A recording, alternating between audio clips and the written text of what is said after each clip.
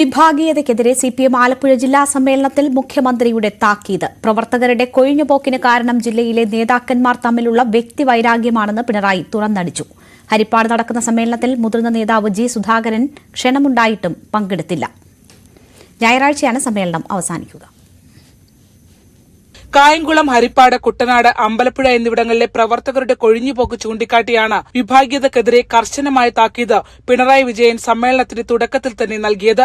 ഉദ്ഘാടന സമ്മേളനത്തിന് ശേഷം സംഘടനാപരമായ വിഷയങ്ങൾ അവതരിപ്പിക്കുമ്പോഴായിരുന്നു വിമർശനം. ലോക്സഭാ തെരഞ്ഞെടുപ്പിന് ശേഷം തോൽവി വിലയിരുത്താനോ പ്രശ്നങ്ങൾക്ക് പരിഹാരം കാണാനോ ആലപ്പുഴയിലെ ഒരു ഘടകവും ശ്രമിച്ചിട്ടില്ല എന്ന കുറ്റപ്പെടുത്തലും പിണറായിയുടെ ഭാഗത്തു നിന്നുണ്ടായി. മുകളിൽ നിന്ന് സംരക്ഷിക്കാൻ ആരുമില്ലാതിരുന്നിട്ടും ജില്ലയിലെ വിഭാഗീയ പ്രശ്നങ്ങൾ തുടരുന്നത് അംഗീകരിക്കാനാവില്ലെന്നായിരുന്നു മുന്നറിയിപ്പ്. ഹരിപ്പാട് കോടിയേരി ബാലകൃഷ്ണൻ നഗറിൽ നടക്കുന്ന സമ്മേളനത്തിൽ നിന്ന് ജില്ലയിലെ മുതിർന്ന നേതാവായ ജി സുധാകരൻ വിട്ടുനിൽക്കുകയാണ്. 1975 ശേഷം സുധാകരൻ പങ്കെടുക്കാത്ത ആലപ്പുഴയിലെ ആദ്യ സമ്മേളനമാണ് ഹരിപ്പാട്ടേത്.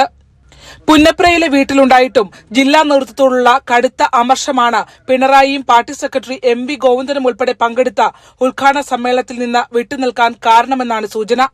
അതേസമയം ഉദ്ഘാടന സെഷന് ശേഷം മടങ്ങിപ്പോകേണ്ടി വരുന്ന സാഹചര്യം ഒഴിവാക്കാനായി എത്താതിരുന്നു എന്നതാണ് അദ്ദേഹവുമായുള്ള അടുത്ത വൃത്തങ്ങൾ നൽകുന്ന വിശദീകരണം. ജില്ലാ സെക്രട്ടറി R നാസർ സുധാകരനെ നേരിട്ട് ക്ഷണിച്ചിരുന്നു.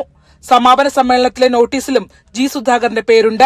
3 ദിവസമായി നടക്കുന്ന സമ്മേളനത്തിൽ മുഴുവൻ സമയവും മുഖ്യമന്ത്രി പങ്കെടുക്കുന്നുണ്ട്. സംഘടനാ റിപ്പോർട്ടിന്മേലുള്ള ചർച്ച ഇന്നും നാളെയുമായി നടക്കും. ഞായറാഴ്ചയാണ് സമാപന സമ്മേളനം. ന്യൂസ് 18 ആലപ്പുഴ. മുൻ ഗവർണർ ആരിഫ് മുഹമ്മദ് ഖാനെതിരെ മുഖ്യമന്ത്രി പിണറായി വിജയൻ. കേരളത്തിന്റെ പ്രവർത്തനങ്ങൾ മരവിപ്പിക്കുന്ന ഇടപെടലായിരുന്നു ഗവർണർ നടത്തിയിരുന്നത്. കൃത്യമായ രാഷ്ട്രീയ ഇടപെടലായിരുന്നു ആരിഫ് മുഹമ്മദ് ഖാന്റേതെന്നും മുഖ്യമന്ത്രി പറഞ്ഞു.